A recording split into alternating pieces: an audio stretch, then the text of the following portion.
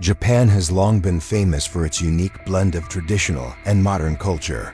Among the many fascinating destinations in the land of the rising sun, Akihabara is a place that anime, manga, and game lovers almost certainly know about, nicknamed the Otaku Holy Land. This area is not only packed with the latest tech gadgets, but also serves as a vibrant paradise for fans of Japanese pop culture. Since 2004, when the Akihabara pedestrian zone officially opened, the atmosphere here has become livelier than ever. Every weekend, crowds flock to the area like it's a festival, shopping, cosplaying, and immersing themselves in a world rich with manga and anime vibes. But then, on a Sunday in June 2008, specifically around noon on the 8th, that joyful atmosphere was shattered in an instant. It was 12:30 in the afternoon. While people were happily enjoying themselves on the crowded street, out of nowhere, a 2-ton truck suddenly came barreling in at about 40 kilometers per hour. The driver was a young man in a white suit, and no one had time to grasp what was happening. The truck plowed straight into the crowd, knocking down at least 5 people. But it didn't stop there. He slammed the brakes near a parking lot, jumped out of the vehicle, pulled out a long, gleaming knife, and began attacking pedestrians in a frenzy, running and screaming uncontrollably. The laughter from earlier was instantly replaced by terrified screams. The once lively street plunged into chaos. It was a scene no one there that day could ever forget, and neither could the rest of Japan. As the screams rang out, a police inspector named Ogino Hisashi, 56 years old at the time, who was on duty at a nearby station, immediately rushed toward the center of the pedestrian zone.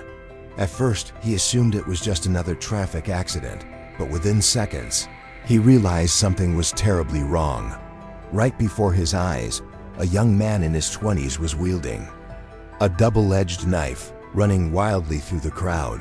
Bystanders were being stabbed and collapsing one after another, without hesitation. Officer Hisashi took off after him, shouting loudly, "Stop right now!" The man turned around. His eyes were vacant, lifeless. Without saying a word, he charged straight at the inspector.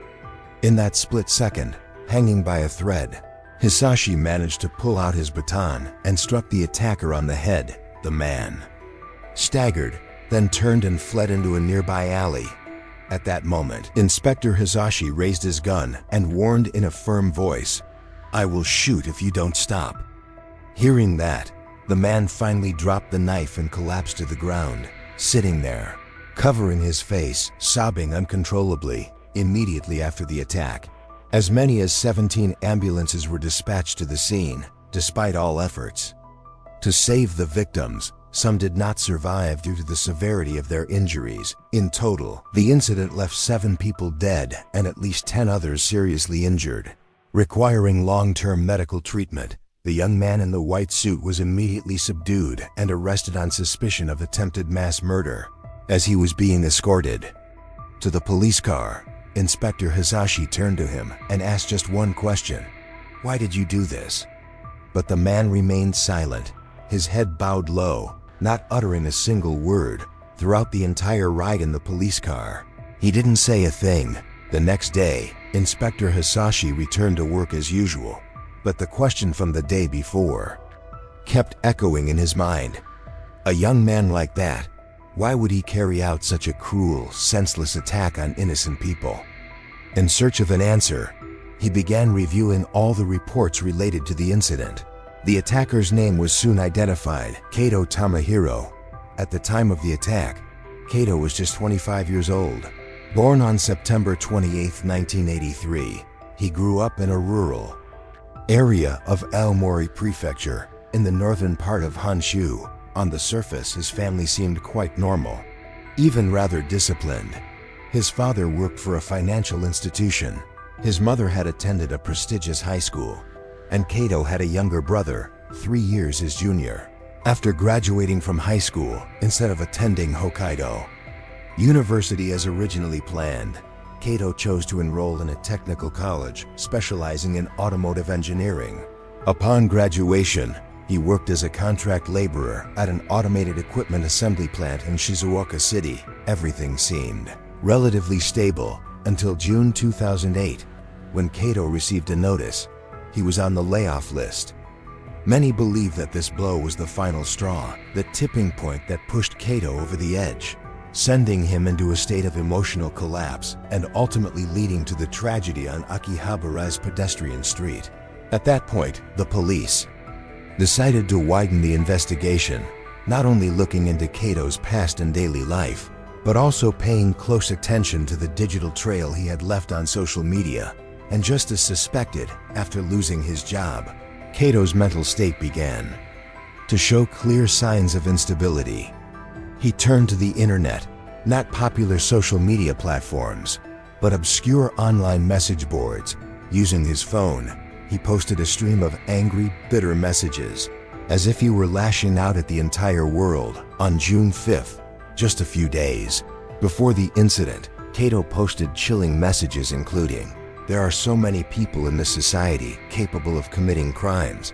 Anyone can use a truck. Isn't that way too reckless?" By June 6th, just 2 days before the attack, Kato's online messages began to reveal his true intentions more clearly. One message in particular sent chills down the spine of anyone who read it. "What I want is a dream of killing people." That same day, he wrote another message. "I bought 5 sharp creatures." It sounded cryptic at first, but it was actually his coded way of referring to the knives he had already prepared for the attack. And indeed, security camera footage from a military surplus store in Fukui City, located in western Japan, showed Kato Tamahiro on that very day, smiling and chatting politely with the staff as he purchased the weapons. No one could have imagined that the courteous customer was actually preparing for a brutal massacre. By June 7th, just 1 day before the massacre, he posted yet another message. "I successfully rented the vehicle. Everything is ready." And then, in the early morning of June 8th, the very day of the attack, at exactly 5:21 a.m., he posted a chilling declaration. "I will kill someone in Akihabara with a vehicle. If that doesn't work, I'll use a knife. Goodbye." At 11:45 a.m., he posted again, "Arrived in Akihabara," and just about 20 minutes before blood was spilled in the street, Kato left one final message, short, cold, and chilling like the crack of a gunshot. "It's time." Those countless messages, from veiled warnings to detailed plans, made one thing unmistakably clear. Kato's actions were not impulsive. He had planned, prepared, and nurtured the intent long before carrying it out. However, a much bigger question continued to trouble investigators. Why? Why would a young man who once had a family, went to school, held a job, fall into such a violent state that he would want to kill innocent people? When he was arrested, Kato simply said he was fed up with the world. But clearly, anger or disappointment alone isn't enough to justify murder. There had to be something deeper. To uncover that, investigators began tracing Kato's past, and what they found sent chills down their spines. His childhood had been a relentless string of pressure and psychological trauma, much of it inflicted by none other than his own mother. On the surface, Kato's family appeared well-disciplined. His mother had once been a civil servant before leaving her job to become a homemaker. But according to his younger brother, Kato Juji, their mother was extremely controlling, to the point of being oppressive. It all began with things that seemed minor at first.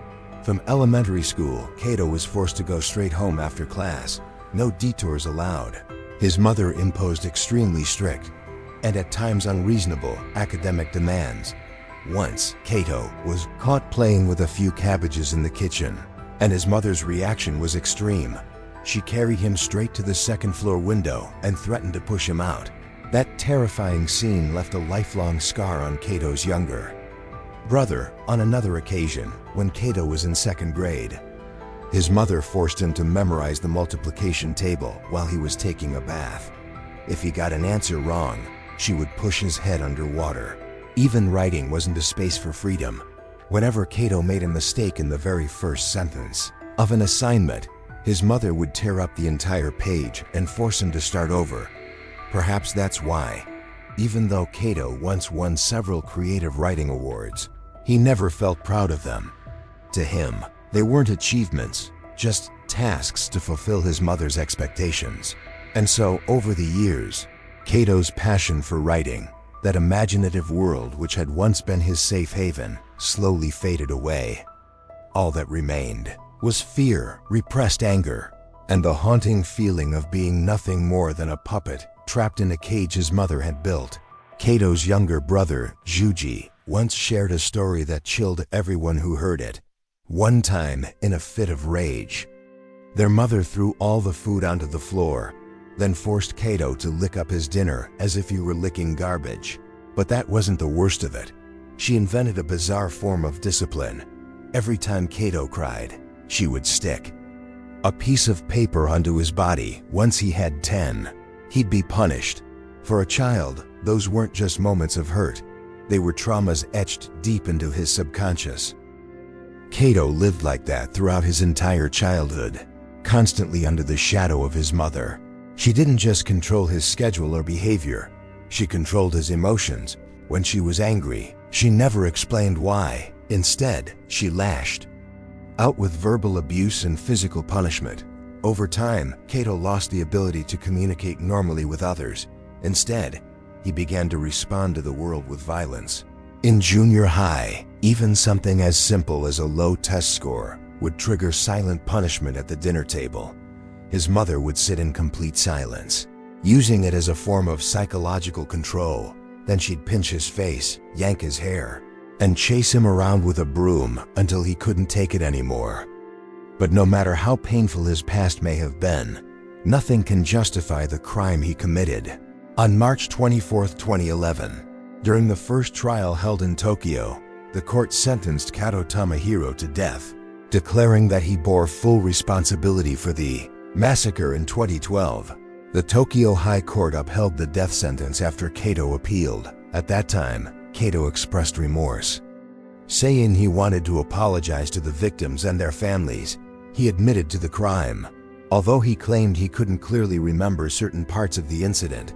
10 years later, on July 26, 2022, the Supreme Court upheld the execution order, and on December 12, 2022, the sentence was carried out, bringing a grim chapter in Japan's history to a close. But the tragedy didn't end there. In 2014, Kato's younger brother, Juji, began writing letters, revealing thoughts he had been suppressing for 6 years since his brother committed the crime. Juji shared that their family constantly had to move houses, evade the media and online trolls, but couldn't escape the pressure. Their mother broke down and was hospitalized. Juji lost both his job and his engagement. His fiancée called off the wedding. In his letters, Juji wrote that he and his brother shared an identical upbringing. "Kato is my mother's #1 copy. I am #2, but I will never do what my brother did." This was the painful declaration Juji once made. Yet in the end, Juji chose to take his own life. While awaiting execution, Kato wrote an autobiography titled Tokyo Janji. In it, he recounted his abusive childhood, the helplessness of being just a contract worker facing layoffs, and the despair of being cast aside by society. Kato wrote that, just moments before driving the truck into the crowd, he had wanted to stop. If only someone had seen his messages and cared about him. Kato believed that his entire life was a series of dead ends with no way out, and that life imprisonment or death was the only way to end it all.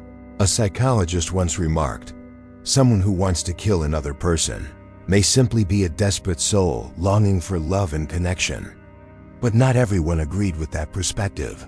Tokyo Janji sparked intense controversy. Some expressed sympathy, even calling themselves the Kato generation, as they too had lived through despair. Yet many others saw the book as nothing more than a selfish justification for a heinous crime.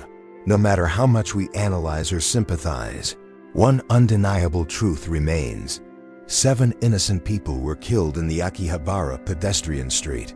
They were taken away in the prime of their lives, each one a shattered dream, a story left untold, and now they exist only as empty spaces in the hearts of those left behind.